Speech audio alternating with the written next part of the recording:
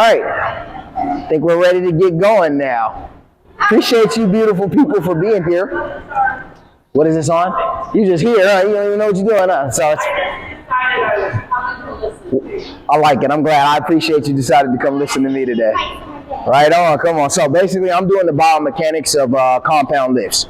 The lifts that I decided to pick were bench press, barbell row, squats, deadlifts, shoulder press, or military press technically. So the reason why I decided to do the biomechanics of compound lifts is simply because these are the lifts that most people hurt themselves with, and simply because of wrong technique. So I really wanted to go in detail, giving you guys an understanding of what's being worked, what you should be feeling when working these areas or utilizing these compound lifts, and then basically the importance behind it and the benefits as well as a lot of compensations that kind of come with it. So you're gonna learn a lot initially. If you have questions at any point in it, stop me. I'm gonna always explain something over again. I don't mind. But yeah, with that said, let's get started.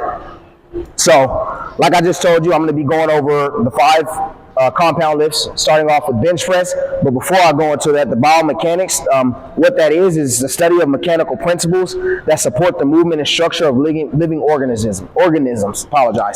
This is crucial experience because the understanding thereof can help improve performance, again, reduce the risk of injury, and optimize your training results overall.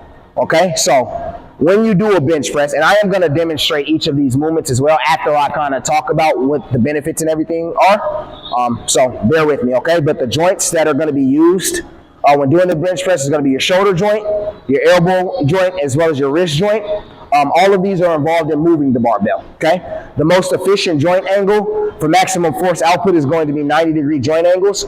The reason why I specifically point that out is because a lot of times people like to do ATG, which is basically, excuse my French, as ass to grass, right? Or they like to go for as deep depth engagement, and there's nothing wrong with doing that. But if you are somebody who has shoulder impingements or any injuries at all, ATG is probably not going to be the best benefit for you. 90-degree joint stacking is because you're not only going to develop the muscles, but you're also going to develop the integrity of the joint overall. So you can actually fix your joint's health by just focusing on 90-degree joint angles versus trying to get as much maximum engagement, right? Because when we do maximum engagement, yes, you do tear more of the muscle fibers themselves, but you put the joint, again, in a weaker state as opposed to being here, which allows you to get muscle activation as well as joint health together. So, going forward, when you do your lifts by yourself, again, there's nothing wrong with doing ATG every now and again, but you definitely want to utilize the 90-degree joint angles just because it's going to work on the integrity of your body overall. Okay? Any questions? Nope, right on. All right. So, muscles that are activated. I kind of just went over that with the bench press, but I'm going to go over it again. So as I said, the primary muscles worked are going to be your pectorals, your triceps, your anterior deltoids, okay? Your pecs are responsible for horizontal adduction. So I don't know if you guys know what that is, so I am going to explain it. But basically, your pecs are responsible for bringing your arm in. Okay, so when you bench press, right, your arm naturally goes out. That abduction happens, the horizontal abduction, where your shoulders control. When you come back in and up, your pecs are actually pulling that back in, closer to the body, basically having that horizontal adduction. So anytime your arms come back in, it's your chest that's controlling that motion overall. Yes, same thing with flies. Anything that where the arm is moving back across the chest like such, it's that pec is pulling it in for horizontal adduction. Okay? The triceps, apologize. Oh no, I had that right, okay. The triceps are going to be responsible for your elbow extension. So when we press the barbell right, when our elbows flex out, that's going to be your elbow extension overall. Basically moving the barbell nonetheless. And here we go. Last but not least is going to be your anterior deltoids. And this is going to be responsible for shoulder flexion, which allows the initial movement of the barbell, right? So when we're on our back side there, again, I am going to demonstrate. But when we're doing our barbell press, when we push that last little bit of extension or flexion technically when you're down, is your anterior deltoids taking up most of that work. So again, your chest, pectorals, your anterior deltoids, and your triceps are going to be the primary muscles work. So those are the main muscles that are doing most of the work, but you do have other muscles that are working as well, and I am going to break those down here. Okay? Force production. This is determined by the weight and the velocity at which the weight is lifted to maximize force production. Your control within, basically it's your control within. You really want to maintain your correct joint angles as well as the muscle activation throughout the movement. So now I will go a little bit over the proper technique, okay? So, any questions before I do that? Nope, right on. Okay, so I kind of set this up. This is not, I repeat, this is not how you should do a bench press ever. I'm just doing it just because this is what we kind of have to use at the moment. And I'm safe with, like, I know that I can do 65 pounds on this platform here, and I won't have an issue. But ideally, you will want to be on a secure bench with the overhead rack, so that way if you're pressing and you do need to abort, you can rack up the weight safely. Okay, so kind of bear with me. I'm going to kind of break this down into a few steps there. Oh. Let me not break any mirrors today. Let's not do that, okay? Move out this way. I'm saying, all right, I do not have time for that. All right, goodness gracious. Okay, safety first, always. Okay, all right, so again, you wouldn't even start from this position initially, but I'm gonna get in the position and then we'll go from there. So disregard everything I'm doing currently. All right, so when you get up initially, this is where you'll be, right? You'll be under the bar. See how my wrists are currently flexed down? I don't know if you guys can see it from there with the weight in the way, but you actually want to make sure your wrists are stacked up like such. So you want your wrist joint to be right above the elbow joint and an elbow joint right above the shoulder joint. Now again, what you most often see again is that ATG, and this is what a lot of people like to do. They like to come wider and then they come below. See how my elbows are really deep behind my chest there, and my shoulders are below the chest. Again, that's good for muscle activation, but it's not necessarily the best for the joint integrity. The chest is working, but the joints are put in a bad integrity state. So to work on joint health as well as the pectorals, triceps, and anterior deltoid, you want to roughly go about shoulder width apart. Okay, wrap the bar around, make sure the wrist is stacked up, tuck the elbows in, right, because we don't want to have that kick out, elbows tucked, and then you want to initiate the move, okay? When I say 90-degree joint angle, see how my arms are at 90 degrees? Okay, that's where you would want to stop. You don't need to go all the way down to the bottom of the chest. 90-degree joint angles, and then back up, keeping that control throughout the movement. You know what I mean? Now, another couple key points, I put it down, I'm starting to get a little sore there. But another couple key points, right, with this is just because you're working through the upper body doesn't mean your legs should be relaxed, nor should your core. So when you're working, right, you want to make sure in your feet, your wide base, okay? Clamp the ground with your feet, so almost grip the ground as if you're trying to, like, if you're trying to palm the ground, but with your feet initially. So lock yourself in, and that's going to activate the stabilizers within your legs, brace your core, and then control that weight. That's going to allow you to get, again, that max force output, but then you're going to be able to just maximize how much muscle you're utilizing throughout that lift overall. Does that make sense? You're putting that thing around it. How many pounds is that? That is 65 pounds. Trust me, I mean, granted, I do it all the time, so it's not, trust me, that's just not, yeah. It's manageable. But, nope, any questions at all? Nope, okay. Yes, right, and because again, right, a lot of people often think with compound, basically, let me kind of go back a little bit. So a compound lift, what that basically means, it's just the use of multiple joints, right? So you have single joint movements, which would be something like a tricep extension, right? You're just working through the elbow joint to cause the tricep to work. But anything that involves multiple joints, I mean anything, if it's your elbow, shoulder, wrist working together, knees working together, it becomes a compound lift because it's multiple joints that are activated throughout that lift, okay? And that's, I mean, whether it's compound and barbell, like I'm teaching the barbell stuff, again, because that's the stuff that people most get injured with, but a simple dumbbell shoulder press is still a compound lift, okay, nonetheless, all right? So I am gonna talk the proper technique out as well, just so you guys kind of have the cues right. So first one is you wanna keep, again, feet planted firmly to the ground, back flat against the bench to maintain stability. 2, position hands shoulder width apart, slightly outside to maximum engagement for the pecs. One of my favorite cues, right, is going to be elbows tucked in close to the body throughout exercise to minimize risk of injury. So what I was telling you guys, right, when you're on there, you don't want to let those elbows flare out, because what you're doing is you're putting all that pressure directly on the shoulder joint itself, and now that's where you're pushing from. Right, now you have that, exactly, and that starts to, even just holding your arms here and doing this is honestly uncomfortable. It's not comfortable at all. So again, you want to kind of maintain about a 45-degree angle, and then from there, keeping those elbows tucked, and then a 90-degree angle on that down phase. And that's going to allow you, and that's going to allow you to really maximize your full amount of your engagement there. Okay? Next is lower bar towards chest, keeping control and focusing on keeping joints stacked at 90 degrees. One note that actually most of the when I was doing my research, they actually don't talk about this cue often or enough, is actually bracing through your lats. And I'm going to show you guys what I talk about on that. So, right, just because this is a chest press, you have, and I'm going to get into that as well, you have basically agonist and antagonist muscles, right? So your agonist muscles are the ones that are basically doing the work, right? Where your agonist muscles are the muscles that are more relaxed throughout that movement on that eccentric or the down phase of a movement, right? And that, in this case, it would be your lats. Your lats are going to be one of those agonist muscles because when you come down, right? Make sure I'm out on that mirror, right? So say I'll get up, 90 degrees, right? I'm up, boom. When I come down, most of the time, people just kind of let it drop down. But if you actually keep those elbows tucked and brace your lats, you're actually going to get lat engagement on that down phase. And again, this is a cue that when you look up like bench, it probably won't even be mentioned in there, but it is something that actually is very beneficial for helping you keep good stability and good control of the bar.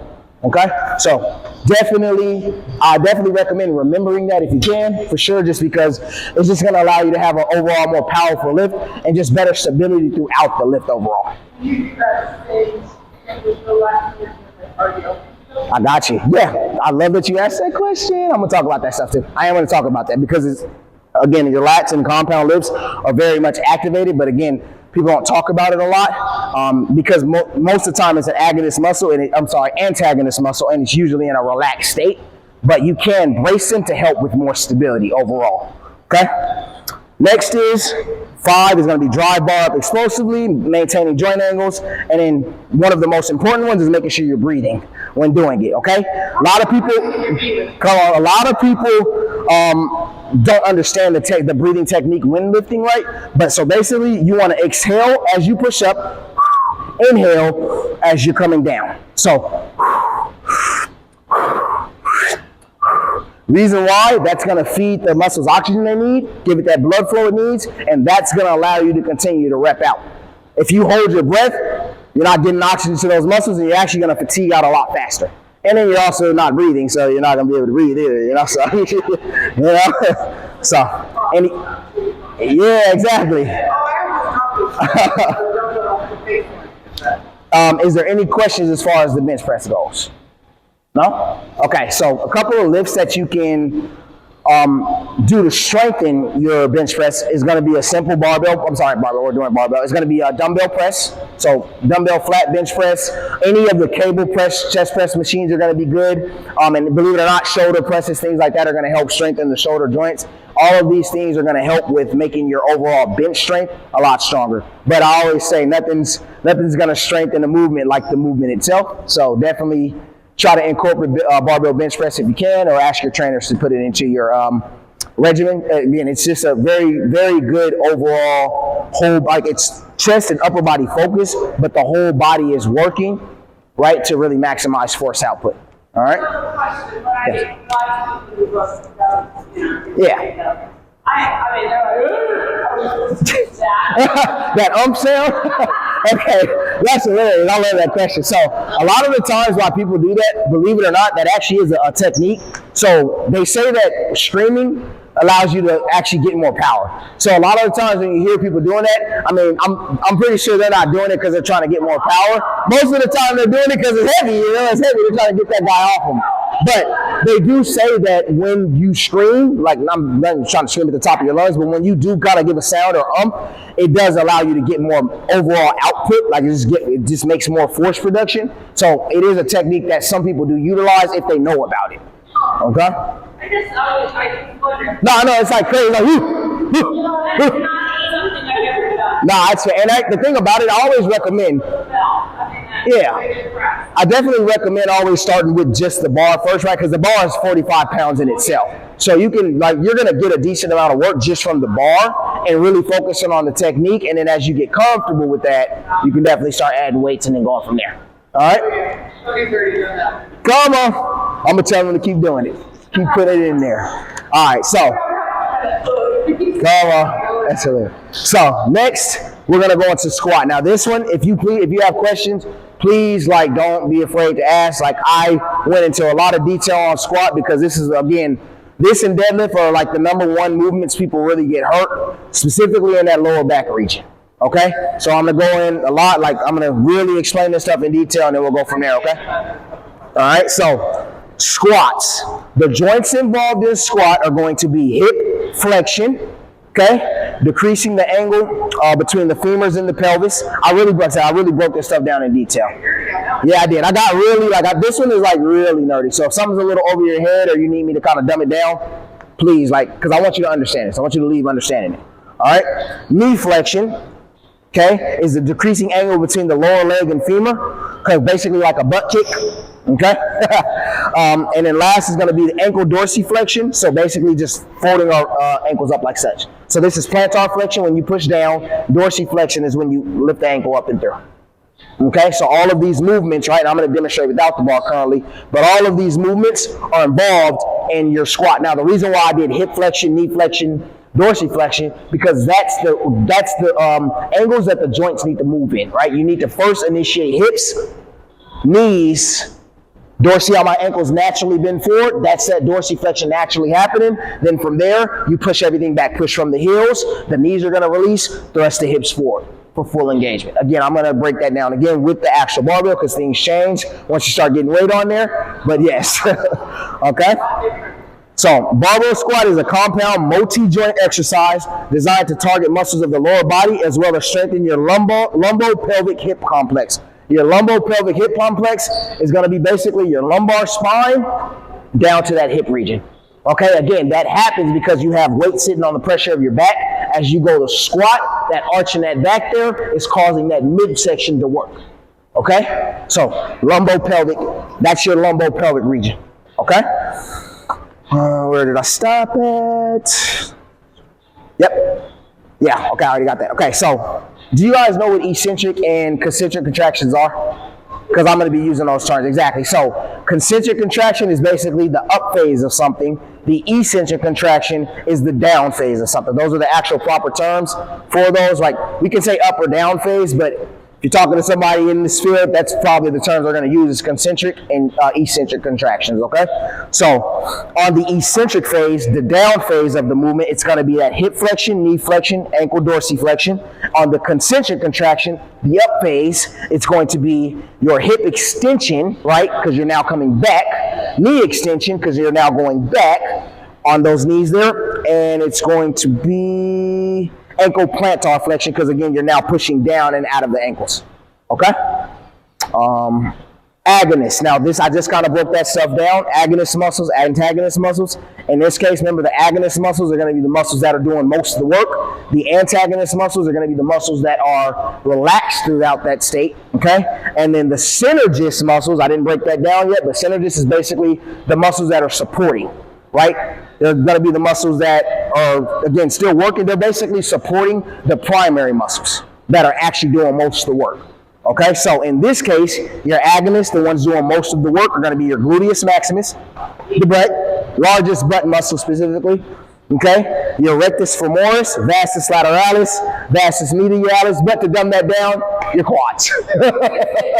But those are the, I like to give you the terms so that you know what they are. So yes, that's where the name quad comes from, because there's 4 different muscles that make up the quads. Again, rectus femoris, vastus lateralis, vastus medialis, vastus intermedius, nonetheless quadriceps. Keep it simple, quads.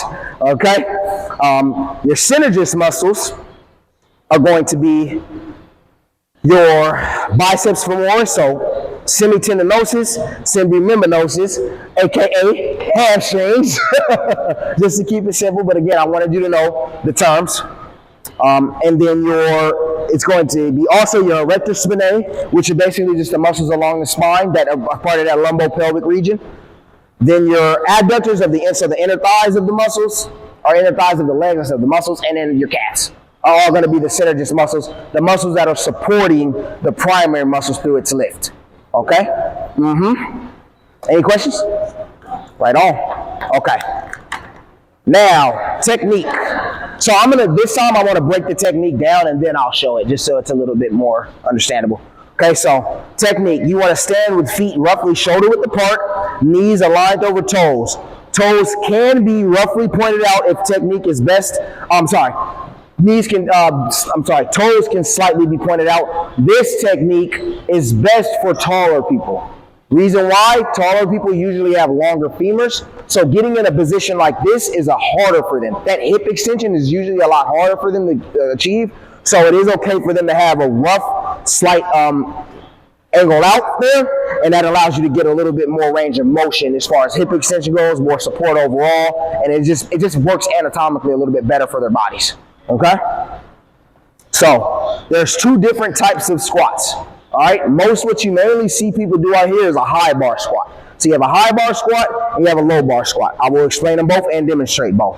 A high bar back squat, you rest the barbell on the shoulders, behind the neck, with hands grasping the wider region of the bar, roughly about shoulder width apart. Okay? Again, I am going to show it all. Low bar back squat, you rest the barbell on the middle of the traps, and this actually sits a lot lower. Okay, so you rest it on the middle of the traps, your hands grasping wider than roughly shoulder width apart to support that bar against those traps.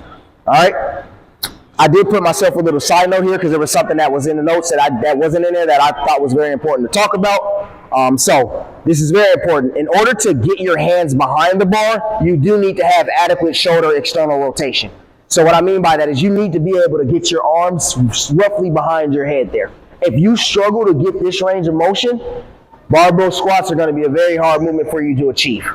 Okay, so one thing you can do to strengthen your external rotation, there's a couple movements. You can get a dumbbell and just simply focus on, again, getting that range of motion stronger or getting more range of motion back there. You can do about 5 or 10 pounds, whatever's initially comfortable. It doesn't need to be too crazy. You just want to get more range of motion nonetheless. And then you can also do it with bands, scapular flies, face pulls. All of these things are going to give you more overall range of motion in that posterior deltoid region so that you can get your arms physically behind your back. Because if you do not, I'm telling you, if you do not have the external rotation needed to get back there, you're going to have a lot of shoulder pain and a lot of impingement when trying to have that bar just sit. Literally just holding it's not going to be comfortable. Okay? So, there we go. Got that part. Yep. Okay. Next cue is going to be you want to make sure your elbows are tucked. Again, you want to brace the latch, hinge at the hips, hinge at the knees on the way down, and then everything comes back up on the way up. Okay? So, movement pattern. I did break this down as well. When you slowly squat, or when you squat, you want to slowly begin to squat down. Again, hinging at the hips, flexing the knees. Allow glutes to stick out behind the body. I'm going to kind of do this as I'm talking it. Allow the glutes to stick out behind the body as if you're aiming for a chair. Okay, so again, oftentimes when I see people squat, they kind of go straight down, right? Well, when you go straight down, what bends first? The knees do, which causes that lean forward there. So what you really want to make sure, again, you're doing is you initiate those hips and like you're aiming for a chair, but you don't want to, let's say my chest is currently sitting forward, you want to make sure your chest is up high, and that's where that arch in that back starts to happen, and that's when you start working that lumbar pelvic region. Then you want to start to lower. As you lower, those hips need to continuously move back. Okay? I wish it's where you fall over. Yes. You're not going to fall. No, that's the thing. That's the same feel that a lot of people have. And the reason why you probably feel that way, let me ask you, when you do a squat and you feel that, are you sitting more on your toes or on your heels? You think it feels to be fair to get more. But you usually probably sit a little bit more on the toes, and that's why you have that feeling of you're going to feel like you're unstable because you don't have the support of the heels behind you, because that's where you want to put your pressure. You don't want to, right? Oftentimes when I'm teaching this cue, I always tell people, I want you to put the pressure directly on your heels, but don't lift your toes, is what I always tell them. Because what they'll do is, they'll be like, okay.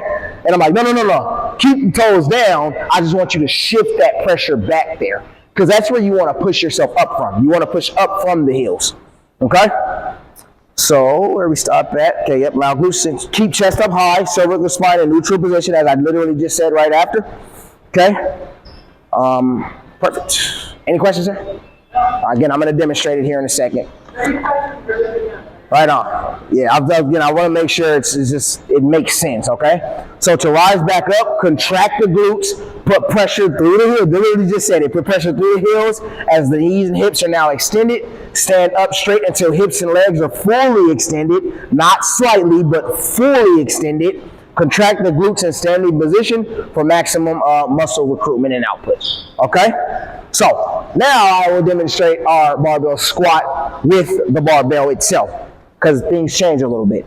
Okay, so initially, right, it'll be on a rack. Right, say if I'm kind of getting in the rack right now, you'll get it under and through.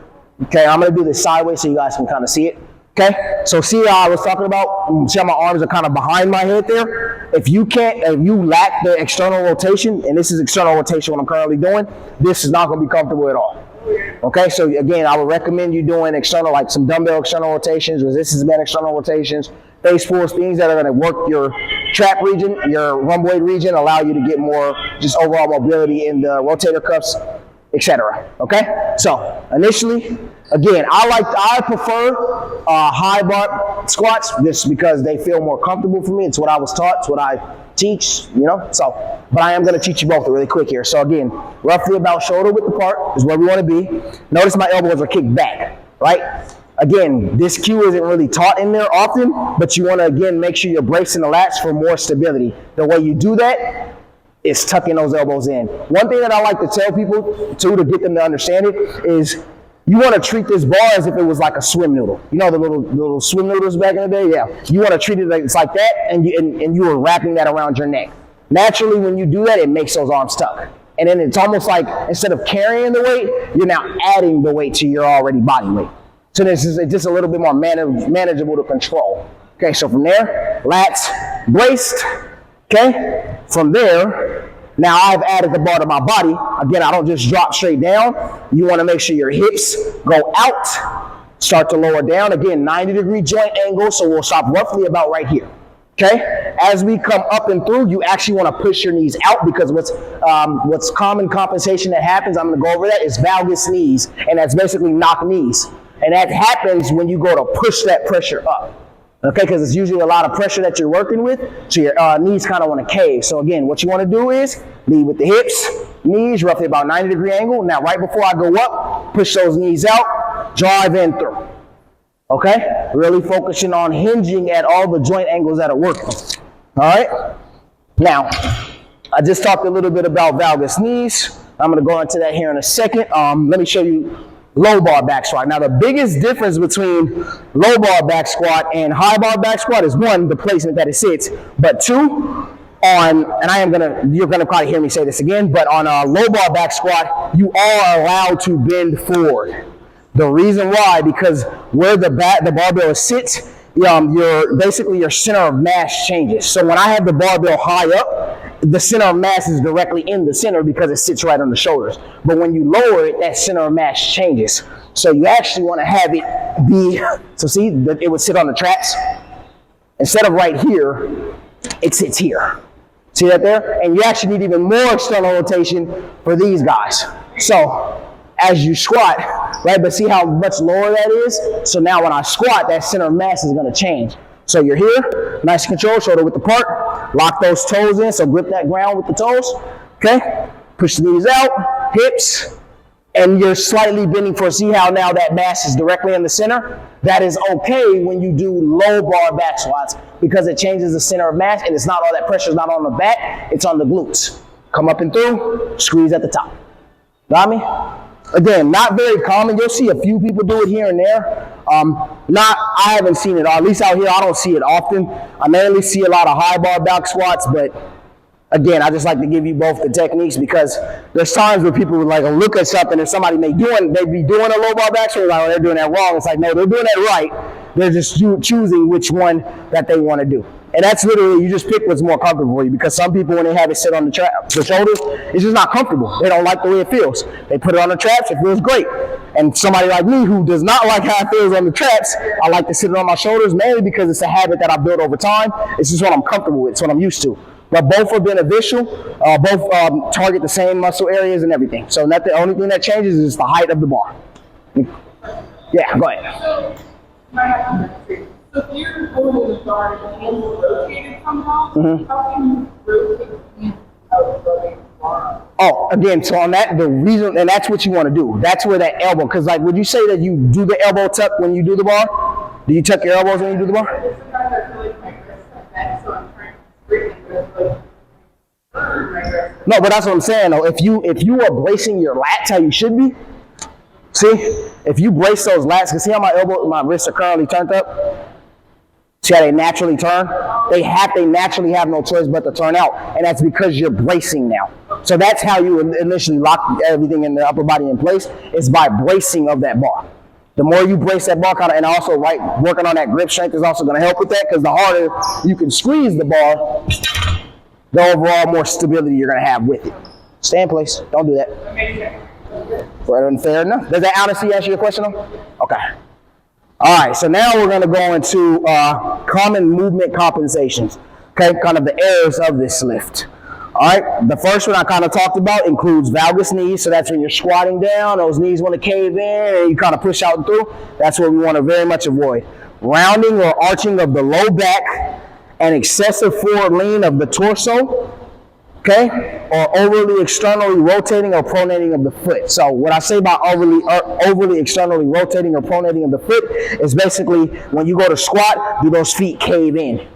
Are your feet caving in? Or are they trying to roll out as you're turning? That's all these things we want to avoid. And the way we stop those things, again, is by gripping the feet, grab that ground with those toes. See how I push my knees out? Now everything is locked in place. And when you do that, you literally feel the squat work everything down. I kid you not, everything works because now everything is locked in and activated. Does that make sense? Right on. Okay. No, it really does. Like, it's, again, like, just because you're with the compound lift, just because the upper body's carrying the weight, doesn't mean that's the only thing working 100% of the way. Or just in this case, right, the legs are what's working, but the upper body's still bracing and carrying the weight nonetheless, you know? All right, next is going to be squat progression. Oh, let me come back. Are there any questions on the movement compensations? Because that one is pretty fast as far as like what they are, like the common compensations, but I want you guys to understand like the lower back, and when I say the lower back arches, the lower back rounding, what that looks like. Do you guys understand what that looks like when it looks wrong? You want to see that real quick? Are you okay? Okay. Yeah, like, so if I'm high, I told you with the low bar back squat, it's okay to lean forward. Well, oftentimes on a high bar back squat, people, sometimes it's just weights too much, whatever the case may be, or maybe just lack of mobility in the hips. You really want to make sure that you're not, when it's high, you don't want to have that whole, you don't want to be leaning all in there, right? You don't want to have too much of an arch in the back either. You don't want to be, exactly, like you just don't want to have, what's the word I'm looking for? Like an uneven load. You don't want to have the load be uneven. Again, you want to keep everything directly in that center of mass, okay?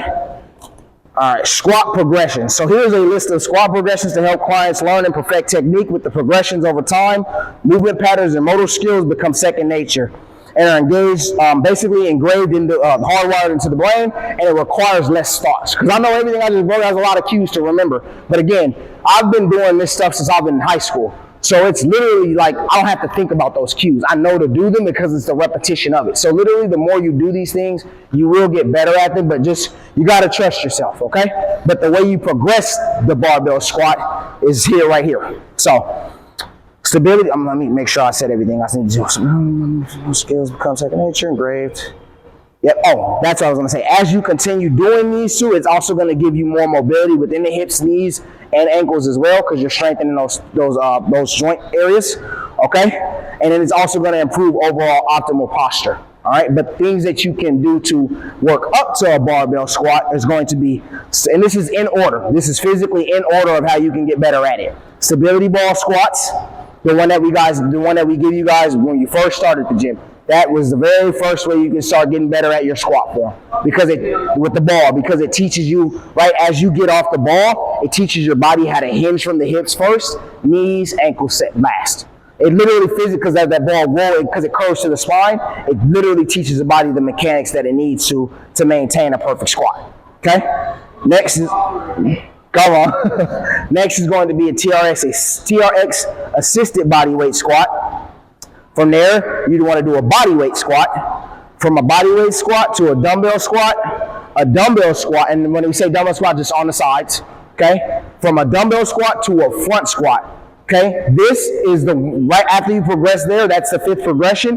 That one is going to be the one that teaches you how to hip hinge and get the control as far as your bend, right? Because you're counterbalancing weight. When that weight's in front of you like that, it wants to pull you forward. So in order for you to get a even pull throughout the center of mass, you have to kind of balance. Your hips have to go back as you lower with that weight. Makes sense. And it keeps the chest up high, exactly. Come on. Okay. Next after that is going to be Smith machine barbell squats. So I don't know if you guys have used it, but if you go look in the back corner, we have 2 Smith machines. One on the left is currently out of order, but the one on the right, that's like the standard Smith machine. And that's basically, it's the barbell is locked onto the machine and it locks in place like that so you can work on your technique, your form without worrying about the stability aspect. Because it's locked onto the system itself, you don't have the risk of falling over with the barbell, if they have like lack of balance, whatever the case may be. It just kind of stabilizes the bar for you and you can just simply work on getting those hinge points right. The beauty in the Smith machine that I truly love is if you're doing it wrong, you'll feel it. Like you'll know, okay, nah, this isn't right. I need to walk up here. I need to walk back a little bit. You'll literally know how you need to adjust because the bar keeps you directly in center of mass. Okay? Last but not least, barbell squats. So from there, you're able to kind of progress yourself up to a barbell squat comfortably. But I definitely would, especially if you're doing this stuff on your own, I would recommend you doing 1 through 7 or 1 through 6 to progress up to 7. Okay? Not at all. No, barbell squats are very easy to mess up, but a very hard one to get down. But again, once you get it down and you have it second nature and you really get those hinge points down, it's perfectly fine. It's really easy to get down. All right? Woo! Any questions on squats?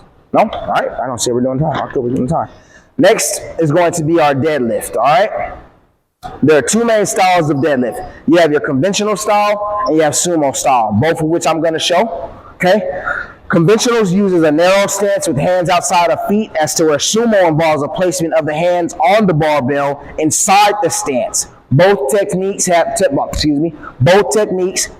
and cons, but it's basically just about what's comfortable for the individual. So I'm going to show you, I'm not going to pull yet, but I'm going to show you kind of the setup. So this is conventional barbell deadlift, right? And right now, see how my back's currently rounded? You would never pull from this. You would tear your back alive if you do that, okay? You want to make sure you're pulling those lats, drop those hips, lats down. See how everything changes? Just by pulling the lats down, now you have an arch in the back. Head needs to be up, not down, because that's going to have you pulling from a rounded position here. So this is your start point of a conventional deadlift, okay? A sumo deadlift is a little bit wider. Again, honestly, they're beneficial. Both are beneficial for any individual. I will say that what I've seen in the past is that with taller individuals, sumo seem to work a little bit better. Again, because they have longer femurs, they kind of need that room to angle it out a little bit more. Okay? So notice on the conventional, I was over the bar. Well, with sumo, you're actually going to be a little bit more behind the bar, and you use a lot more quads with it. So you want to sit more like this here. See, my hands are now inside the bar. Inside the legs, lats braced. And now I'm ready to go. That's sumo style. Yeah, literally standing like a sumo. But you notice the difference is I'm not way up here anymore. I'm now here. And again, the pull allows you to get more pull from the quads, as to where the conventional allows you to get a little bit more pull from the back, lower back region. And I'm going to break all of that stuff down here as well. Okay, so here we go. Breaking down the difference between conventional as well as sumo. Conventional places a large emphasis on the use of erector spinae muscles, so the muscles of the spine, because of the position that the trunk is in. Normally flexed forward, okay? Sumo is performed with more erect and upright back alignment, which allows for a greater recruitment of the hip muscles to perform the lift, okay? The musculature that is worked. So conventional lifts primarily involves the use of the erector spinae, the trapezius or your trap muscles, your quads, your hamstrings, and the muscles that are going to be assisting those primary muscles are going to be your glutes, your lats, your rotator cuffs, and your biceps. Okay, all of these muscles are going to act as secondary muscles, all right? In the sumo, it's the exact same muscle groups that are being targeted with more demand from the quads. Because of the wider stance, it allows you to recruit more muscle from the quad muscles. Nonetheless, keeping the load close to the body should assist in creating more force due to the mechanical advantage that the body is in. So what I mean by that, right, is notice on the sumo, I'm a little bit closer to the bar. right? Versus conventional, I'm a little bit more weight. Slightly, not much, but slightly. And with both lifts, you don't want to have the bar way out. You want to keep it nice and tight to the body. You want your pull to be really direct, like almost like a straight line drive. Okay? And I'm going to break that down when we get there. Okay? All right. Going back to conventional, again, I kind of broke down conventional and sumo, so I'm going to be back and forth between talking about the two. But in conventional, keeping the back flat, placing the hips below half squat position, puts loads on quad, taking pressure off the lumbar spine. So what I mean by that, right, is when I'm up here, see I'm up right now? Right? When I brace those lats, I'm still up, but when I drop here, now all that pressure gets taken off the spine, and now it's sitting onto the hamstrings, glutes, and quads. Okay?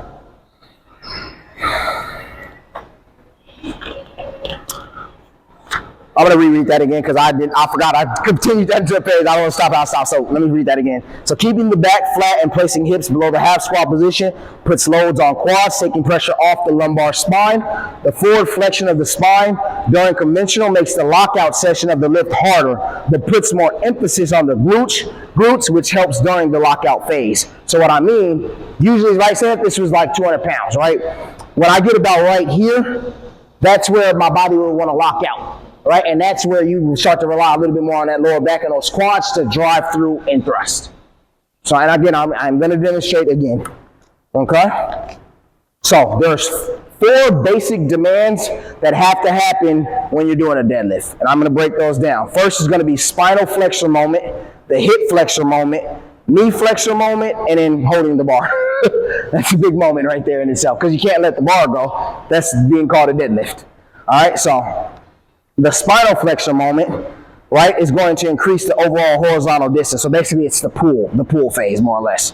The more inclined your torso is and longer it is, the higher spinal extension demands will be. So basically the longer a torso a person has and they're over the bar, the more that their lower back has to kind of create that pull. It's more work for them initially. And that's all I was saying. Sometimes based off the femurs or based off how long somebody's torso is, it may be more beneficial for them to pull sumo because the pressure points change. Okay? Spinal extension demands. One reason conventional deadlifters have less use of whole back and more low back, torso is inclined more, putting hinge point on erectors, as I literally just said. Sumo is referenced as being easier on the lower back. Not an easier lift, just easier on the lower back. Okay? Where's that? Lower back. More beneficial for those with lower back issues, seeing that less emphasis is put on the spine due to more upright position. And again, you get more brace point from the traps, lats, posterior deltoids, rotator cuffs. All of these muscles kind of brace more because, again, you're now more in that upright position. And notice the hinge point is more at my T-spine region, more in this region where you get that arch, and that's because of that bracing point that you have. Okay? All right. Hip flexion and extension moment. The hip extension demands are basic: how much weight is on the bar and how far your hips are behind the center of mass when your feet are aligned. The farther your hips are behind the bar, the harder the lift is for your hip extensors. The main determining factor is truly your anatomy. Like I told you, people with longer femurs or shorter arms will need to incline their torsos further forward on the bar to start their lift off. People like that, I would suggest that they switch to sumo. Again, just got to work a little bit more anatomically better for the body. But there's nothing stopping them from doing conventional either. Again, you just have to do what's going to be more comfortable for you personally. And definitely based off if you have any injuries or not. All right? Next is going to be that knee flexor moment, and basically that's all it is talking about the hips. When, again, the taller I am, the more my hips get back, and that means I'm going to be over the bar more. I can't demonstrate it because I'm not tall. I don't have the issue, you know, so I'm shorter. Conventional works perfectly fine for me because I don't have a long body at all. I can get my hips back. I can get right into this tight position with no problem. But again, with somebody taller, longer femurs, it physically gets hard for them to bend those knees and get those hips back comfortable like that. Okay? Okay. Knee flexor moment. Knee extension demands are pretty low. The external moment of knee extension is always going to be small because the knees aren't made to hyperextend in regards to range of motion. So what I mean by that there, right, is when we're ducked down, this is where that max knee flexion happens. The only time the knees are really engaged is when you pop up. But again, this is minimal because that's not, my knees aren't made to continue to keep going back. They're made to stop there. So that's what it means by it's not really a big demand as far as that pull goes, because it's once you're out of the knee extension, they're done working. That's it. That's all they do. They kind of initially get you up and off the ground, and then from there you're kind of good to go. All right. Where we at? If the knees go too far forward, your shins will get in the way of the bar early in the lift, which forces the bar to move forward and it'll throw you off balance, all resulting in less knee extension demands. The more center of mass you are, the less knee extension you will need. Again, so the closer I can keep the bar to my body, the less that I have to try to extend here, because once I get it up and through, I'm already, once you get the bar off the ground, that knee extension is going to stop and you're already through. The hips are already be thrusted by the time the knees are done. Okay? Yeah, you don't want to, basically you don't want to be way out here trying to pull, because this is going to cause you to extend way more. See how I'm already extended before I'm pulled versus I'm already halfway done with that extension. Because the further out I am, the more that demand's going to happen. But notice also what's happening. Look at my back. You're arching your back. You want to keep that weight as close to the center of the body as you possibly can. Again, that center of mass. Yeah, you don't want to smack your shins, and that's exactly what it's saying. You want to make sure you're extended back far enough to where you still won't hit your knees, you won't clip your shins, but you want to make sure you're not counterbalanced too far away to where now when you go to pull, it's way more knee extension demand overall, right? Because I should do this, but I'm still gonna do it anyways. You don't want to go like that, right? Because see how my knees are already extended and now my back's rounded? Like, it's just so much harder pull. It's just not right at all. Just completely terrible, actually. So you want to keep that right nice and tight to the body, so when you go to pull, everything again is more of a line drive versus a rounding of the back or anything like that. By the time you get to your knees, you sit on it straight up. Exactly. Okay, so in conclusion, both conventional and sumo require different things from your hips. Conventional requires a lot of straight ahead hip flexion, whereas sumo demands more hip abduction. Again, getting away. Hip abduction is here, hip extension is there. Okay? In general, you have to find what suits your anatomy best to determine what pull is better for you. So sumo deadlift places more demand on the quads. A person with a poor squat may find it harder to pull sumo, but more success with conventional due to the weaker quads. Okay? And demands on the back with conventional are 10% higher than sumo with a strong back. Oh no, I'm sorry, I can't think about that wrong. Hold on. Demands on the back with conventional are 10%. I'm sorry, I got that right. So yeah, demands on your lower back, I should have said, are 10% higher than when you do a sumo. So someone with a strong back, basically the stronger your back is, the less that factor is or comes into play. Because with the conventional, you are pulling more from that lower back as opposed to your quads in the sumo stance. Okay? So again, if you have a weaker back but stronger quads, then sumo may suit you best. And if you have weaker quads, stronger lower back, conventional may suit you best. Okay? Where am I at on that? Yep, so sumo squats reduce the risk of back fatigue due to the upright position and engagement of lats and rotator cuff. Again, pick what's best for you. Weigh out your limitations as well as your body type. Are you taller? Are you shorter? Shorter limbs, longer limbs. All these factor in when kind of picking your sumo or picking your deadlift. So now I will go ahead and show you a kind of a pull of that. Be real nice and clean. Okay, so right here. You want to make sure, right, for conventional, legs inside hands, roughly about shoulder width apart. Always like to use the rings kind of as the point of emphasis because you know you're going to be even with that there. See, I'm currently in a rounded position. Okay, shoulder width apart, still grab the ground with those toes just like you would with your squat. Drop the hips down, shoulder blades back, bars nice and tight to my body. Counterbalance on the heels, okay, because you want to push through the heels. That's where you're going to really keep the pressure. Lats, drive. Drive. See how my back stays upright and it's just a line drive pull. Leading through those hips, pushing the hips back as I go down and through first. Make sense? Any questions on that? Remember you got it because that's where you're, the thrust through, glute activation. Glute activation, but remember you also want to make sure you're initiating with the glutes.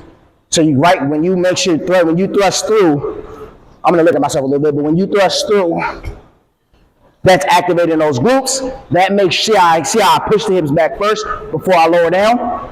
that's what's going to allow you to make sure you're hinging at the right areas. That's why you always want to lead with the hips. It makes everything else go. Okay? Sumo, wider stance, and now I'm upright. Lats braced, and now notice I'm pulling more from the quads. Okay? Still nice and wide.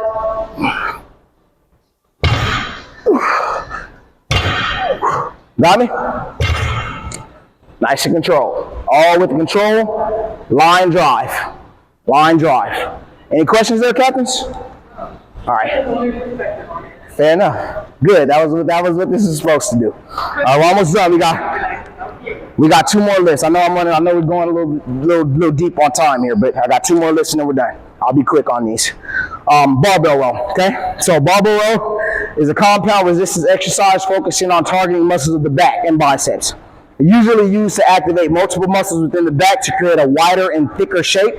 The primary muscles used in a barbell row are your lats, your traps, so lats, traps, your rhomboid, which is okay. Kind of it's superficial, meaning it's deeper in the body. It's like right under the traps there. It's going to be, where am I at? Okay. Rhomboids, each of which are, so I'm going to read that again. So using a barbell row are your lats, traps, and rhomboids, each of which are contracted fully in a dynamic fashion throughout the movement. Okay? So the secondary muscles and or synergistic muscles utilized in dynamic capacity, lesser to the primary mover. These muscles include biceps, brachioradialis, which is basically within the forearms, kind of elbow down to the forearms. Deltoids, specifically though, the posterior deltoids. They're recruited at the most and at the greater degree due to the rowing position. The anterior and lateral deltoids are going to be used as stabilizers in the exercise, and its greatest degree.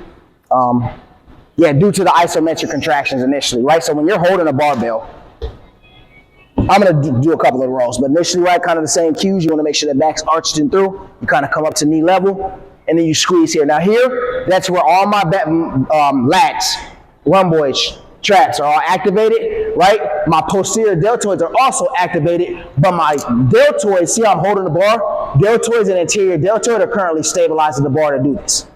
Okay? Yep. Everything else on the back side is contracted. Everything in the front side is stabilizing and then control on that down face through. Again, I'm going to do another one again, kind of give you some repetitions of it, but I'm just wanted to give you kind of a visual to it. All right? Okay.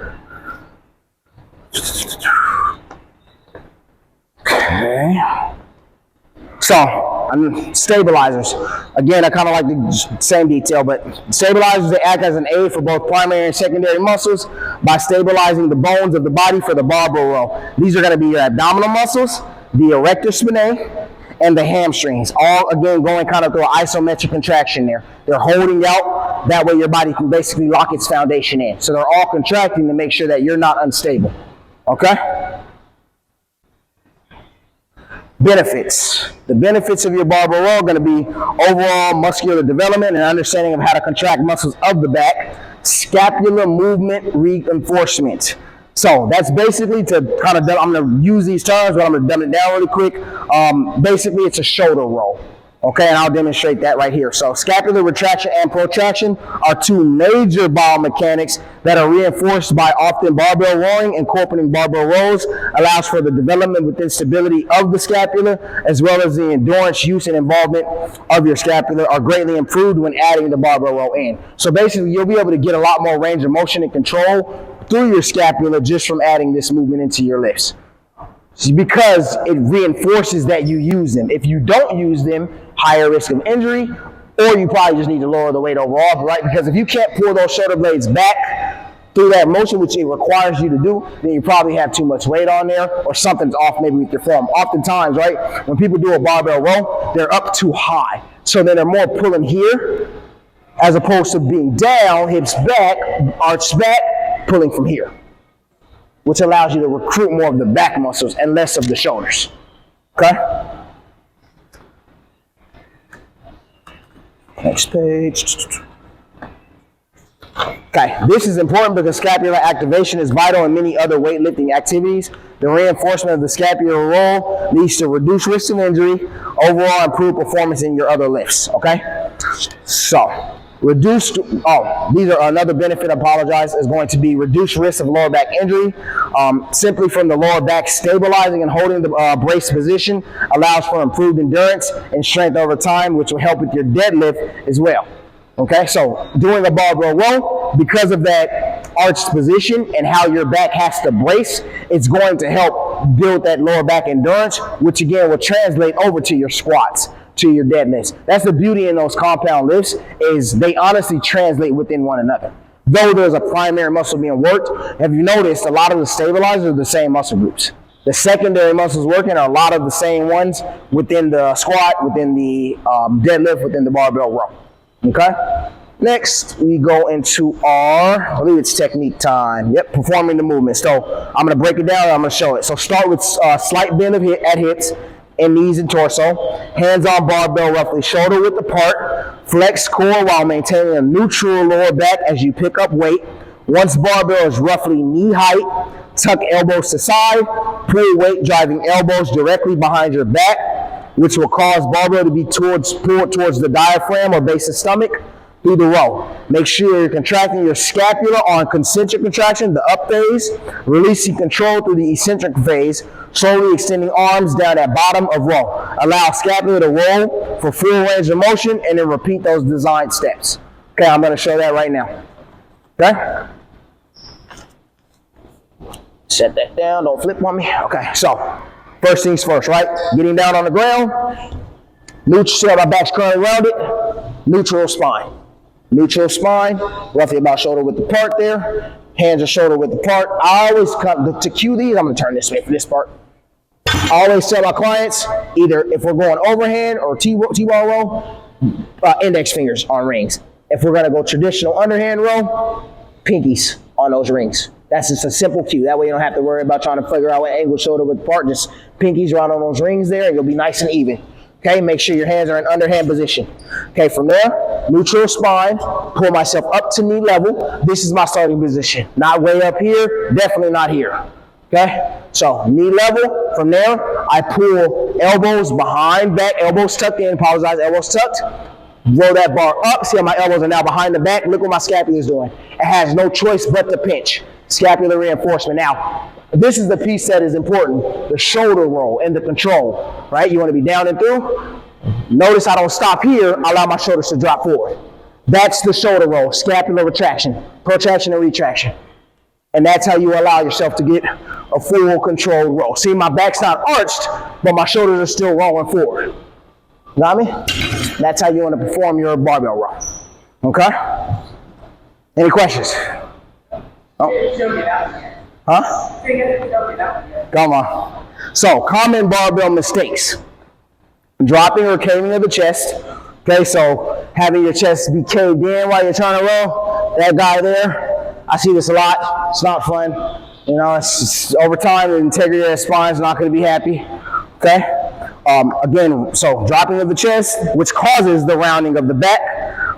Generally, when we see rounding of the back, it's just because you have weak erector muscles. So again, by doing this, it's going to help you strengthen the foundation of your lower back. But oftentimes, when you see a rounded back, it's simply because a person just has weak erectors, or weak erector spinae muscles, which is those lower back muscles of the spine. Okay. Poor or weak. I'm sorry. Let me write that back. Rounding of the back will be because of weak erector muscles, poor or weak abdomen, as well as lack of coordination.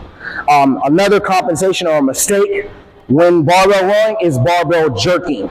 And what I mean by that is this guy here. And this is how you know somebody's lifting something that's way too heavy for them. Right? And that's just simply this guy here.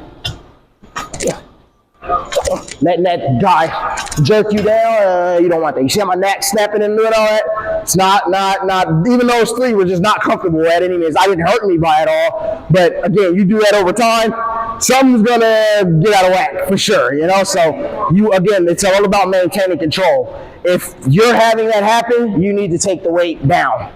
Big time. It's okay to use lighter weight and focus on technique and form. We can always lift the big guys later. They're always gonna be there. Okay? General cause, one is going to be primary or secondary muscles are too weak in the row. And all the muscles that need to be worked are not being recruited. But when they are recruited, this helps with that pull. And with weaker muscle groups, it's just going to make that pull overall harder. Okay? Any questions on barbell row? All right, last but not least, we're almost there, y'all. We're almost there. Bear with me. Last one. Okay. Last but not least is going to be our military press. All right? Military. This one is actually, believe it or not, I will say, I have to honestly admit, I learned a couple new things about this myself that I didn't even know. So I was actually very shocked when I learned some of these things. So military press is a compound movement that acts upon shoulder and elbow extension, developing many muscles, but putting an emphasis on the deltoids, so shoulders, that make up the shoulders, right? You have anterior deltoid, lateral deltoid, posterior deltoid, or rear delt, as most people call it. It may be performed seated or standing, though seated is generally looked at as more proper as it prevents exercisers from cheating and doing a push press, which utilizes the lower extremity to achieve the overhead press, okay? So I kind of had to break that down just so you guys understood the difference. You have military press, you have push press, you have overhead press. I'm going to show you the three really quick, and then I'm going to break them down afterwards. So overhead press, right, allows the exercisers to choose where their feet stance is, right? So I can pick if I want to be narrow, this is technically a military press, but an overhead press allows you to pick your stance. So if I want to be wider, a little bit more narrow, I can, right? And then you just press through. All right. Military press is narrow, feet closer together. All right. Nice and direct, and it makes you stabilize more through your core because it's less center of gravity there, right? You don't really have a lot of foundation through the legs, and then you're powering through just purely the upper body. All right, last but not least, the push press uses the lower extremity, the legs, to help get the bar above your body. Okay, that's a push press. So those are the difference. That's the difference between your military, overhead, picking my stance, and push press. Okay? If you're push pressing or overhead pressing, by technicality, it's not a military press. And that was one of the things that I learned. I was like, wow, I'm out here thinking I'm military pressing, and I'm over here overhead pressing the whole time. But again, it's always good to refresh and learn things, right? So that's something new that I learned myself. But basically, military press is a sub-variation of the overhead press. Again, in overhead press, you have the option of picking foot placement. Military press allows client to choose between seated or standing. Okay? I'm going to show you standing as well. Seated as well when I do the demonstration overall. If client decides to choose standing, it does require you maintain a less stable position with legs closer together with heels touching. When performed standing, generally military press activates way more of your stabilizers within your core and your abdominals. They're forced to work harder without the benefit of a wide leg stance supporting the trunk of the body. So the wider we are, the less stabilizers are activated because you have the support of the lower legs. The more narrow you are, the more your obliques, stabilizers of your core have to work to get that weight up. And that's what we want, especially when doing an overhead press. Okay? Performing, this is broken down into up phase as well as down phase. Eccentric or concentric, eccentric. Performing the up phase. Unrack the barbell and position it parallel to the neck. I'll show these things as well. Parallel to the neck / clavicle region. This will get you set. Tuck elbows in, activating the serratus, which is basically those riblets. You ever see those you ever see like an action figure? They got those little rib muscles. That's your serratus. They call them little riblets, but the actual term for it is serratus. What the serratus does, you don't have to remember this, but what the serratus does is it's responsible for opening and closing the scapula from superficial side, so from deep inside.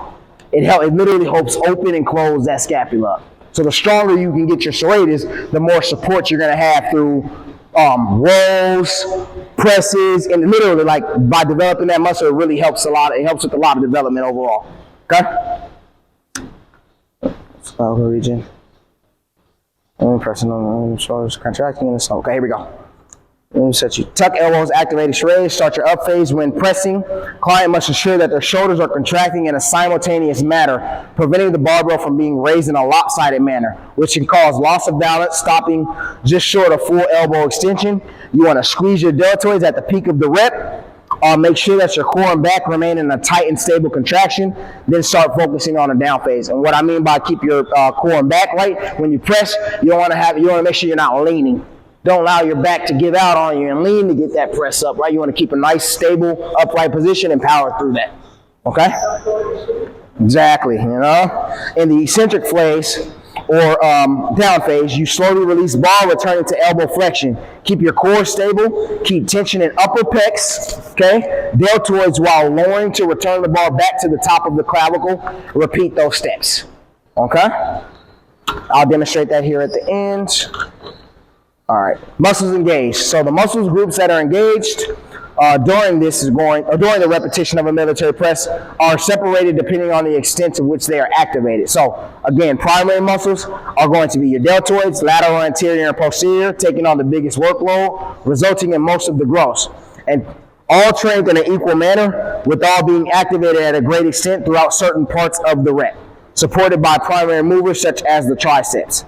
Okay, your secondary muscles. So this is actually one of the weird ones. With your triceps, in this case, are actually going to be a primary and a secondary muscle, because on the up phase, they're helping the bar press. On the down phase, they're stabilizing.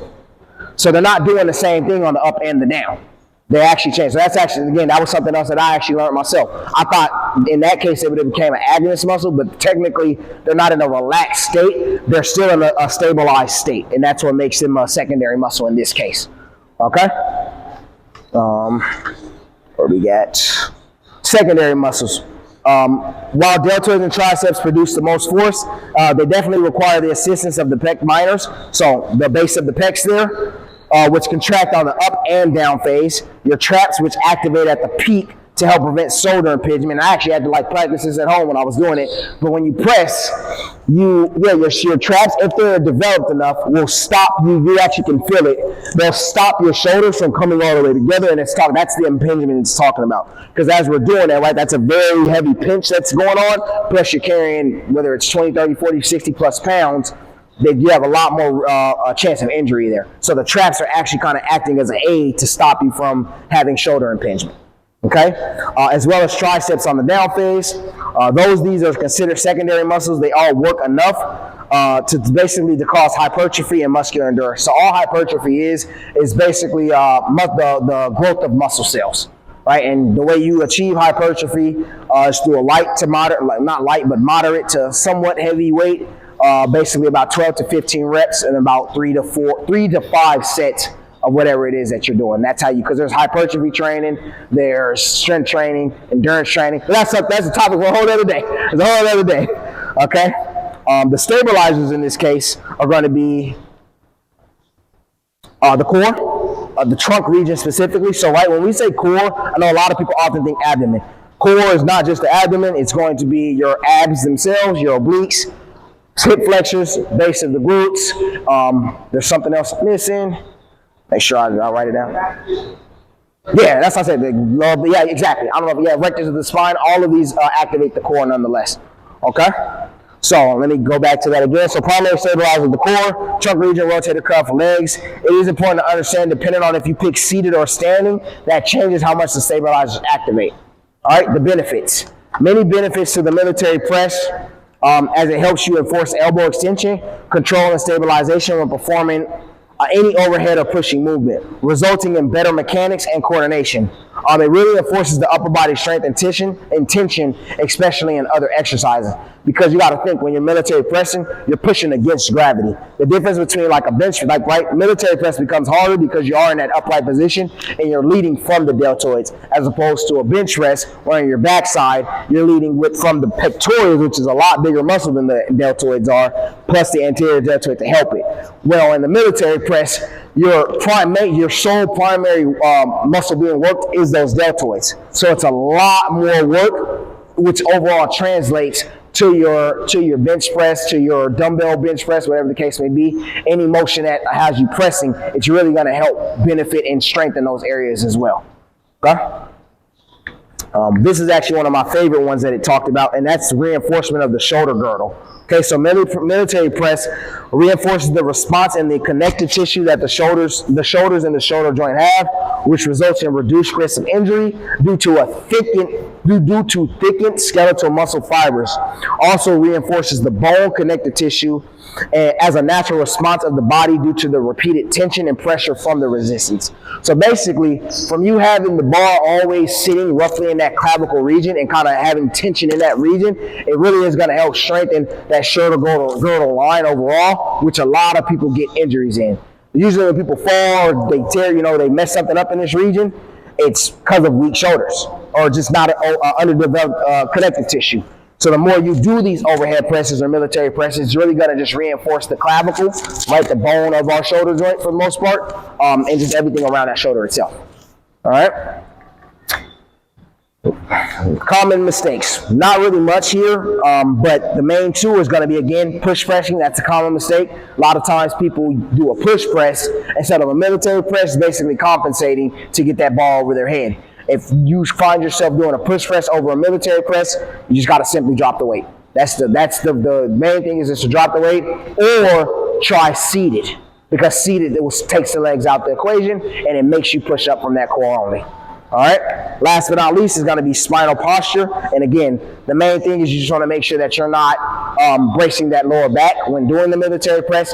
And again, the way to fix that is by doing seated, because you'll be able to have that back support overall, and that'll allow you to stop yourself from having that arch, basically by having that back support. Any questions there? All right, I'm going to demonstrate these guys real quick, and then we're done today, ladies. All right, so again, military press standing, about shoulder width apart. I am going to add a cue in here that they did not talk about that, again, activates that serratus as well as those lats. Okay, so notice most time when people do press motions, they have those elbows going out. That's what we don't want, okay? Let me get myself right before I do this. Okay, about shoulder width apart there. Okay, notice before I press, elbows tucked under. That activates the serratus and gets those lats involved. And now look at the angle that my body's pressing at. See how my elbows are in front of me, not on the side of me? Gives you better support and allows you to really activate that serratus, okay? All the way up and through. I'm sorry, let me get myself narrow. Boom. All the way up and through, and then back at the top. 90-degree joint angles. Returning back to that clavicle. Got me? Okay, if I decide to go seated, and in a case like this, where I don't have a back plate, you would sit currently how I'm about to, right? Because you want to keep yourself nice and stationary and upright. You wouldn't want to sit here. There's no support within those legs. Here, I can kind of clamp down, lock my foundation of my legs in, and then go through those motions. But ideally, when we have ours, we do have a back plate to support you, so you wouldn't have to worry about trying to keep yourself in that upright position. But initially, if I'm doing it from here, now my legs are out the equation. I have no choice but to push from that core and up. So, shoulder width apart, elbows tucked and through, start at that clavicle, up and through. See how I'm not leaning back? It's nice and controlled through that motion. Got me? Any questions?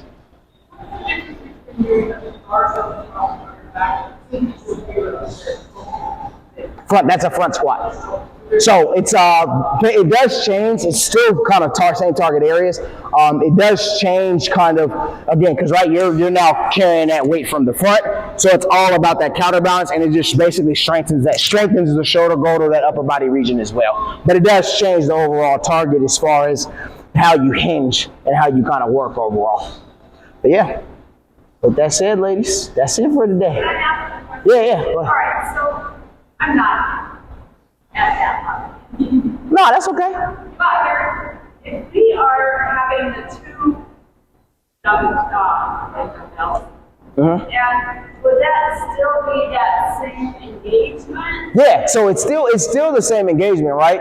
The only thing with this is this is going to really allow you to get a lot more power overall, because when you're doing those, what changes is isolated. It's left to right side. With this guy, it makes you push simultaneous. So you're really working as a unit. You're working more as a unit. Yep. It might be beneficial to use a smaller bar. Yeah, exactly. It would, because the thing that I touched a little bit on it, but like right on that down phase, as you're coming down and through, when you do separate, you don't really you do get it, but you don't get as much, you don't get as much posterior deltoid and as much pinching the traps and scapular region, right? Because you can stop right here and it's not like, right, even just this, I don't have any engagement. But when I'm here, you have to almost pull the bar into your clavicle region, which causes your traps, rhomboids, basically all those upper back muscles to contract and activate, and then you're back up and through out of it. Well, I find during the competition stuff, that when we're doing that, I'm not paying attention necessarily to form. And that's you need to hurt yourself. Yeah, and that's what I always tell everybody when they're doing those, depending on what station I'm at, right? If we're in the speed station, I'm gonna tell you to go. But if you're doing the weights, I always tell people, look, I know you guys are trying to get points and stuff, but you gotta think more about your overall health than just this one team night, because you guys are trying to thrust something out crazy fast. Again, you got to think, you're already working through a state of fatigue. You're trying to do it fast. I'll tell you, there's a lot of things that are working against you. You want to make sure you're working smart, at least with the lifts. You want to make sure you're working smart so that way your body can, overall do that. And one thing I always tell my clients too, right? Because I'm very big on kind of doing a lot of foundational work, but a lot of HIIT training work and stuff too. The more you do foundational stuff like your dumbbell, the better you can go at doing and focusing on the speed. Right, doing these lifts allow me to go out there and do a squat thrust quickly because I've had that coordination. I have that shoulder girdle reinforcement. I have a strong lower back. That foundation is strong enough so that way when I go do HIIT training stuff or we do a team night or something like that, I'm able to get through those things without any issues. But if you don't have these areas strengthened, you're gonna find notice the stuff that burns the most, those are your weaker areas. So what you're feeling the most, those are the areas that you need that are doing more work, and you need to work on strengthening those areas. 100%. So if you feel like that lower back is kicking in, 100%, you need to be working to strengthen the lower back. Doesn't mean it needs to be through a deadlift, but you can do back extensions. You can do cable deadlifts, whatever. For me, it's important to cover these things. Because I know when we did the kettlebell one, and you talked about hip hinge, yep. It makes a big difference when I bring the hip. Yeah, it's always about, right, you always want to shift. Like that's the biggest thing. The more movement you can get, the better the movement is going to be overall. It's about that, right? You don't want to do things stiff. You don't want to be crazy loose either, but it's about having control. That's what mobility is. Like, right? A lot of people, I don't know if you ever see people out here doing pass-throughs, but if they're doing PVC pass-throughs, right, and they're just doing them crazy quick, they're doing it for a warm-up, but even when you're warming up like that, you still want to take your time because increased mobility is the control through range of motion. Key word being the control, right? You want to be able to have control when you're kind of doing these stretches or when you're thrusting through a motion or whatever the case may be. So the better control you can get with your mobility, the better overall you're going to strengthen your form, strengthen your technique, etc. So. And that's kind of, like I said, that's why I come to this so that I can. No, I'm glad. Yeah, it's serious. It's like I say, I always when I make my seminar, I always got to stop myself from. As you see, this took long in itself. I got to stop myself from going crazy because I'm sitting there okay. I know the terms. I know these things, right? They're second nature for me. But when I understand, when I talk to you guys, it's not that you don't know this stuff, but you just know it from different, like vastus ladder, you guys know quads, So I like to make sure that I'm okay, let me not go too far over the head with some of this stuff because I want you to be able to take it and apply it. I don't want to be able, I'm not trying to come up here and sound like a crazy genius. I know what I'm talking about, but I also want you to know how to take what I'm telling you and implement it when you get out there. And feel confident when you're doing it, And again, that's why I chose to do the biomechanics and compound lifts, just because I know that this stuff is the stuff that people they shy away from. They get scared. They're like, nah, I'd rather not. I'll hold off. I'll wait to do it with my trainer. Which is, I always respect you. I definitely would wait to do it with your trainer for sure. And then from there, really listen to their cues and really focus on the stuff that they're telling you. And when you do compound lifts, it wouldn't be a bad idea to have your notes out. Seriously, just because there's a lot of cues, there's a lot of stuff that's going to help you perform those lifts safely and for the longevity. Because that's the thing, right? If you mess these lifts up, you're not going to be lifting for too long. But if you can do these lifts right and really get the true benefits from them, they will keep your foundation just solid for a long time, for a very long time. And right doesn't mean you need to lift the world. Like I lift heavy. I have my days where I go heavy, but for the most part, I'm not a guy who's trying to lift the whole gym. I'm not really big in trying to do 400-pound lifts and stuff like that. No, all power to them. No disrespect to anybody who likes to do that stuff. But I'm a person who cares about functional mobility and movement, because I know that I'm 28 right now, got 2 daughters. I tell myself when I'm 50, I got to still be able to do a backflip. That's just what it is. Whether I can do it or not, I want to feel like I can, and that's a big deal for me. So it's like the more and the heavier you lift, the more it requires your body the more it requires for you to do mobility. Again, there's nothing wrong with that, but what I have commonly seen is the people who like to lift heavier don't really like to do a lot of stretching. And that causes tight muscles. Injuries can happen when you have tight muscles, because the more tension, the more stiff you are. The more stiff you are, the more chance of injury, higher chance of injury. So you just want to keep yourself nice and loose, but you also want to keep yourself strong as well. That's all it is. And it is. It's one of those things. That's why all my clients every week, right? Because I've really been heavily implementing compound lifts to all my clients. Like I used to do our majority was doing HIIT training with most of my clients. I can kid you not, I think about 70% of them, I took them off HIIT training and I got them doing more compound-based stuff because for the longevity of their lifts. Again, I can get you down 30, 40 pounds in 2-3 months doing nothing but HIIT training, no problem. But you're not going to learn much technique when we do HIIT training.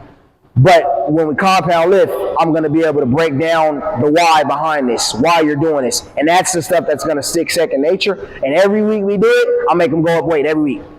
They come in like, so are we saying, nope, we're not staying here, we're going up again. Because I want them to build that confidence within the movement. And you got to think, week by week, you're doing these lifts, you're getting stronger. So don't get comfortable. That's another thing too. Don't get comfortable with your weights. If you did 10 pounds last week, do 12 this week.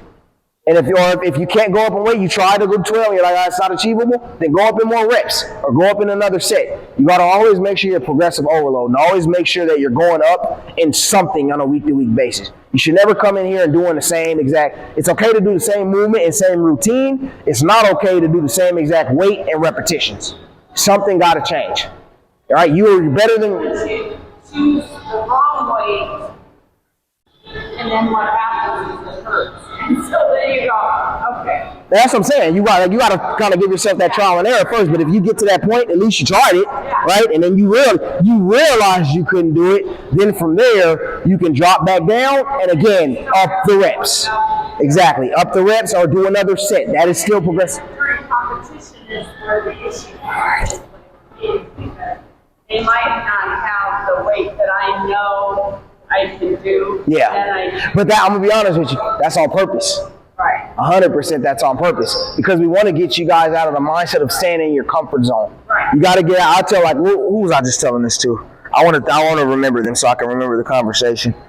I think it was Yvonne, but I was talking to her. It was Yvonne. I was like, because she was just like, she was like, God just started working. She was like, why do we always go up in weight? I was like, because you got better than you were last week. You're not the same person. Yeah, you're not the same person. I've never, some of those things I haven't done. Yeah. Like we use those things that lift them. I'm telling you, that was just understandable. That's understandable, yeah. I don't know it, and that's my problem. So that's why it's so important. Knowing those, because I guarantee you, believe it or not, if you had those cues down, you wouldn't have an issue. Exactly. You'd probably be perfectly fine. Yeah, you'd probably be perfectly fine. It's not necessarily the weight itself, it's the coordination and the cues that you need to get down. But with that, when I was telling her, I was like, no, it was Ed. Hi, that's who it was. She was like, because I've been working with her for some time. She was like, why do you keep making me, she's like, why am I still going up in weight currently? And I was like, if you ever came and watched me work out, it's never an easy day. She's seen me, I'm struggling. I'm like, I look like I know what I'm doing, but like when I'm doing the list, it looks like, you should probably take that down a little bit. And it's not that it's too heavy, it's I'm working myself to an exerted point. It's called your RPE, rate of preserved exertion, right? I always ask my clients, how did that feel on a scale of 1 to 10? If they say anything 5 or below, we're going up. Well, and I think that doing the competition has helped me know that that's Yeah, know your limit, you know, because it's not like, just to come in to work out. yeah, you got to train smart. By all means, I'm very big on training smart and intentional training, right? Coming in here for a purpose. But you got to push yourself too. You can't come in and doing the same thing because you're not going to get anywhere. It's not going to do anything for you. You're going to get used to it. Once your body adapts, then you plateau.